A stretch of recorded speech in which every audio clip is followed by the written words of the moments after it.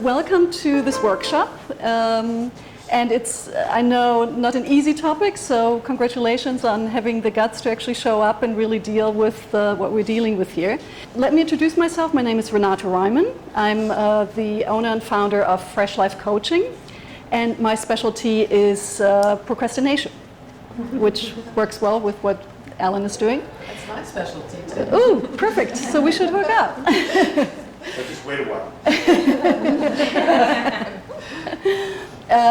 And this is my co-presenter, Alan Siege. He is the owner and founder of Small Business Consulting, Management Consulting, and he works with small businesses to grow and live through this really difficult time. Alan will start out talking about the business elements, business plans, business principles, and so on. And then I will take over and talk about, okay, how does that work with your life? Where are the synergies between your work and your life, your personal life, and where might there be conflict points, and how can you minimize those conflicts?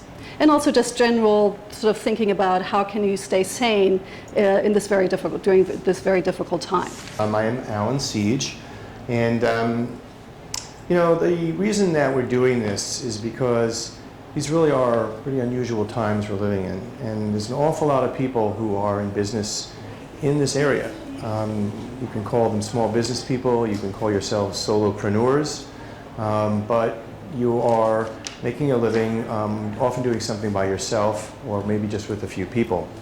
And there's a lot of questions that are coming up as to how you can interpret or live through even what we're going through. There's a lot of people in small business are only good at a couple of things. In fact, most of us are only good at a few things. I don't know if you're familiar with the E-Myth Revisited, Michael Geller's book, which is a wonderful and easy to read business book. And the premise of that entire book is that it's a story of a pie maker, a fictional pie maker, who loves pies and makes incredibly good pies. But that's really what she knows how to do. And the whole book is about her, if you will, learning curve about becoming not only a even better pie maker, but in fact, how to make it a business. I mean, a brand, in my opinion, and what others have said, it's kind of what you promise as a business and what you deliver. You know, it's what you stand for. And we all have to find ways to make our brand or niche very, very particular and memorable. Because no matter what you say, and I say this with great conviction, it is impossible that you have no competition. It doesn't matter what you do. Someone, in some way, does something that others will think is similar, unless you can figure out a way to define it that distinguishes you. It has to be about added value more than ever, because now people are really thinking about what must I spend money on and what can I afford to sort of say, maybe not now. And so sometimes you have to frame your product or service in a way that really reveals that. I'm here because I am interested in finding out what kinds of questions am I not asking, things that I need to take into account in the planning phase, Cool. so that when I'm up and running, you know, less kinks and issues to worry about. Well, that's a great lead-in for me. I mean, even though there's two more people to talk to, because you're actually plugging planning, if you will. I mean, that's what you just kind of said, in my opinion, because at its best, a business plan, whether you call it that or something else, is in that very sort of review of what am I doing that is going to, how do I do what I want to do and make sure that I get what I want out of it. Business people, entrepreneurs are not like rogue gamblers. They're calculated gamblers. They are gamblers, but they don't do it on the fly. They do it with a fair amount of forethought. And so that's why, in some form, a plan is pretty important. Even if it's not some big fat document, it still has a lot of usefulness. So I need to both clarify my own goals and figure out how to make my marketing message more succinct and effective, and revamp my website so that I can draw people in virtually as well, because if I reach outside of New York City, if I'm getting hits there, I want to be able to service people in a sort of more leverageable way, and make it a little bit more scalable. And I'm just not sure where to start with that. Well, again, there's some big points that you're making here, because what your target market is a big deal. A lot of times people, when they start out in business, sort of throw a very wide net, because you think, well, I got it. I mean, and yet, frankly, that's exactly the opposite of what you should do, because it's very difficult to be that effective that broadly. I mean, unless you are starting out with a big fat team of people and a whole lot of other kinds of support and resources, it's very difficult to pull that off. And it really begs your credibility. I mean, you know, the interesting thing about being in business, and this is kind of either the good or the bad part, depending on how you look at it, is that in essence, you know, you're saying to someone, look, I have something, pay me for it. I mean, without putting too many, you know, frills on it, isn't that kind of what it is? I mean, someone has to say to themselves at some point in this exchange, I will pay you money that I earned in some way to do something that you can do, that you say you can do, that will do something for me that I either want or I need. Now, that's a pretty simple statement, but to get people to do it, I mean, you make these decisions every day where you spend your money, and you make them based on lots of different things going on in your head. But if you're thinking about building a business, or if you have one, you know that as a part of it, you know, whether it's they go to you for therapy or they go to your colleague for therapy, they're making a choice for some reason because they're going to spend money on it. And, you know, this is a hard thing for people. I'll just say, look, these really are very tough times that we're in. I got a newsletter from a prominent business spokesperson who said that he was advising people that a very good goal for 2009 was to survive. Hardly exciting, hardly, you know, inspiring, hardly anything but, my God, survive. That's a pretty potent and somewhat sobering thought, that if you can pull it off simply by still being here in 2010, you're ahead of the game. So what does that mean? Well, does survival mean slashing prices or laying people off or cutting back on marketing? I'm not saying yes or I'm not saying no. What I am saying to you is that you have to be, at this point, very, very careful about what it is that you offer and what it is of real value that you have for clients right now, or prospective clients right now. Because sometimes people just do things out of sometimes fear. I mean, you can see it on 7th Avenue. You know, I know because one of my clients is Tarzian Hardware, and he and I talk a lot about the neighborhood. And he said, I've seen more of that huge percentage slash because people think that's the way you necessarily get more business. Here's the flaw.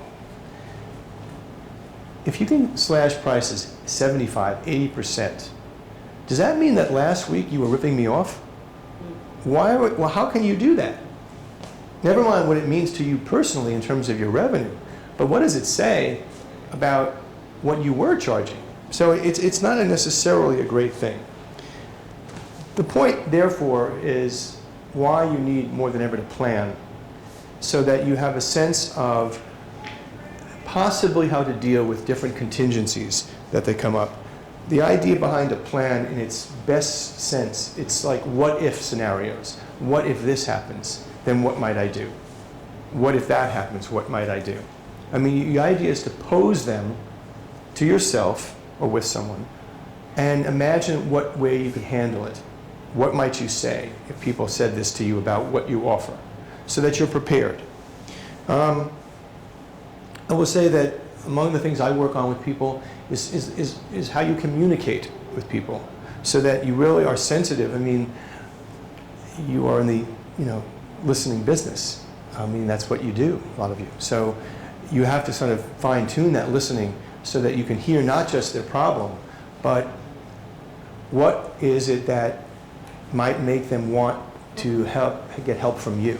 You know, what button do they need to have pushed that will make them see you as the solution to their situation? So again, I would say that the focus for me is why a plan is really important right now. Now, you might think, my gosh, a business plan. Oh, God, I can barely function. I can barely keep my head above water or juggle what I have. Why on earth am I going to take time and write a business plan? Well, here's the answer. Business plans come in many forms. They are not all those big fat things that you use with which to borrow money from a bank or, say, go to an investor, which is what they are sometimes used for. A business plan can be a very personal document. In your books or in your folder right there, I gave you a couple of articles that come, I think they're from businessweek.com. And you can look at them later, but the point is I included them because I thought they were really good examples, if you will, of different kinds of plans or planning documents. The thing I want you to understand is you don't have to write a full-blown plan to plan. You can actually ask yourself questions and have some kinds of answers as the way you plan. But I'm going to talk a little bit now about some of the pieces of a formal plan, because I think those are the questions that would help us, kind of, even if you don't go in this sort of mega or detailed way. The real reason, again, that you're doing it is there's two main purposes. One is control over what happens to you and achievement of your business goals. That's the sort of thinking behind why you do it, control and achievement. Okay, so what is a business plan in its core? Well, I am going to read something here because I think it's useful. It's a written document, and it usually is written, prepared by the entrepreneur, you, or with someone, that describes all the relevant external and internal elements, external and internal, involved in starting a new business. And it brings together all the different pieces of a business, which can include marketing, finance, sometimes manufacturing for some people, and human resources, meaning the people that you need with which to do what you do, if it's beyond yourself. Sometimes, of course, that is. But another way to think of a business plan, if I may say, it's your business story. It's your business story, and it's told in a way that is compelling and invites interest. Because even though the actual document, should you create one, is not something that you're going to pass around to people, but you will pass around pieces of it. Pieces of it in the sense that when you meet someone at a party, when you meet someone in any setting, whether you're online here at the co-op or right now, and someone says to you, what do you do? What do you do? You know, it's a pretty common question. I mean, good Lord, we all get asked it. Well, how do you answer that question? That's a big deal. A big deal. The other thing a plan does, and this is how much money do you need to do it? Everybody has different needs. Every business has different needs. You know, if you're building a web-based business, sometimes some people think, wow, it's a lot cheaper than retail, meaning, you know, a physical store. And generally that would be true. But these days, marketing online and the cost of doing it and of interacting in all the social media that exist can be time-consuming and costly. It's not the same kind of investment, but it's an investment. Among the other things that producing a plan can do is it convinces different people that what you're doing is credible. And the number one person it convinces is you. Obviously, it could be used for investors, if that's relevant to you. It certainly is relevant if you wanted to borrow money. But it's also relevant if you wanted to hire people. I mean, if you think about it for a second, you know, it depends on what the relationship is. But people who work for you are depending on you. They're depending not only on your, your presence, but your idea. And they are, signing on. You have to be able to say to them, it's worth signing on. I know what I'm doing, right? And suppose you want to find a business partner, someone to actually do things with. How are you going to convince them that it's worth their time? You may know all these things. I think a lot of this is frankly common sense and on one level. But why don't you do them all? What gets in the way? Why don't you ask yourself these questions? And that's where your personal psyche, your own history, your baggage, whatever you want to call it, comes into play. You as an entrepreneur, as a solopreneur. Because when you are that small, the separation between your business and you is mighty thin. Mighty thin. In fact, it almost doesn't exist. And so you can't go about this not looking at yourself, because that would be dishonest. It would also be inaccurate. So that's maybe how we'll pass this over, because that's what sort of Renata is going to be talking about. I feel in you what I've been going through, and I go through, probably like Ellen as well, all the time. It's like, how does what I'm doing, how does it work with my personality? How does it work with my values? How does it work with my life? Because all of you are bringing yourself into the process.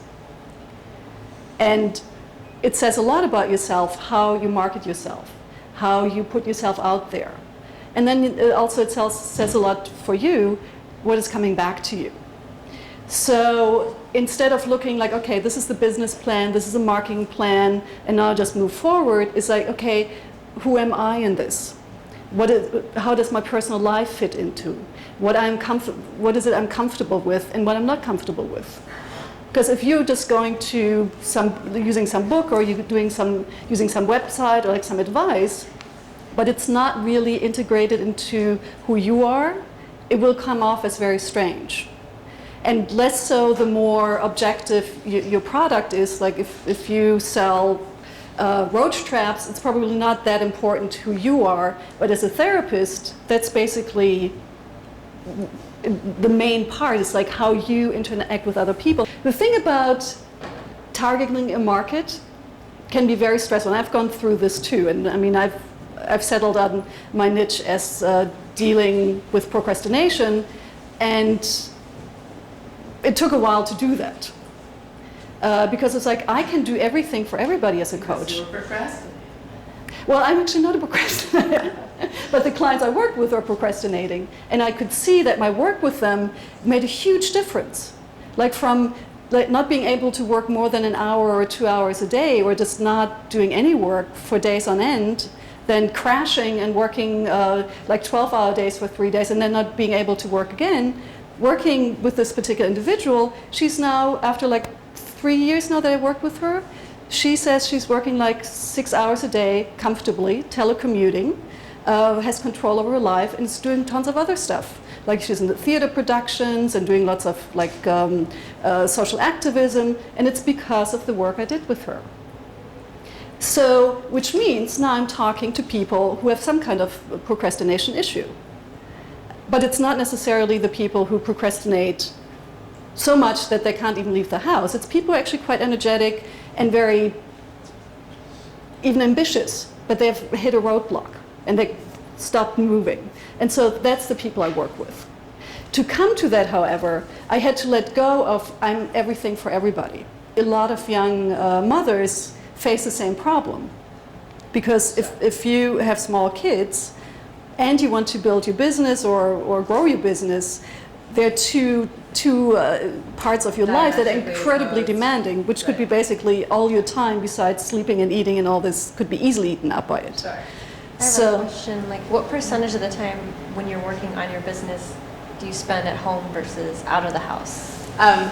It varies depending on how much client interaction I have in a given week. I mean, there's some weeks where, my only time that I'm working on my business is between, 5 and 7 in the morning, and then I'm out with clients for most of the day, and that's when business is going well, and then it's sort of out of balance. And in the last week, I had literally a single client last week, which was shocking and kind of crazy to me. And that meant that I had much more time marketing and networking, and it wasn't always that I was in my house. And when I'm there, I'm not with them. We have childcare, and that's not a piece of it, but it is a concern. The schedule is very variable, and I work a lot on the weekends. That's when a lot of my clients are available. And they don't know what weekends are, so that's okay. And then my husband's with them, but it's still challenging, to sort it out. And there's not a lot of routine, which I would like. Well, when it's like when they're that small, then routine is a little more difficult than time. But if you, and this might not be something that you can answer right now, but this is what I would recommend you do, is also see like how much time do you need with the kids to feel okay? And how much time, sort of minimum, with the business. Yeah. And that might not be always just a quantity, it might be a quality issue as well. Yeah, that was well said. Okay. So Yeah. I think it's on both. Just like see how you feel and how effective you are in both arenas with a certain amount of time set aside. So I try to eliminate any level of imposition that I might be putting on others. And then I try to eliminate the imposition that others are putting on me. It's not that I want to not love them or care about them, I just don't want to feel drained. I think that's a really important point. That's why also the difference between quantitative and qualitative, Sure. because Yeah. that sometimes you can have 10 minutes that make you feel happy for the rest of the day, Yeah. or you can have 10 hours that will leave you drained. So it's a very good comment. Thank you very much for that. That was great. And Thank you, very to helpful. maximize the moments of inspiration and minimize the moments of tiring. But I still need to secure some kind of work. So that would be your while first I'm priority. building my business Okay. as well. So how much time do you think a day you could have to really work on your business idea? To keep it, like really keep it moving forward? Well, it's a difficult question because I don't have an established routine, and it really depends on what line of work I go into. But when you think, I mean, it's even day to day. What I recommend very often is like the night before or the morning of the day, really think about what you want to achieve. The more unstructured your time is, and the more stress you have because you're looking for a job, you're living off your savings. I don't know how many people you know here. So the more stress you have, the more important it is that you really start out with a clear thought for what the day you want to achieve during the day. And that only might take you an hour of the day. It might take you 5 hours of the day. But that you have a sense of accomplishment, that you can say, oh, I did that. And you keep moving in terms of your basic life needs, but also in terms of the business. Anything where you find, I mean, it sounds like quite smooth. I mean, it sounds like you really know what you're doing and you have it set out.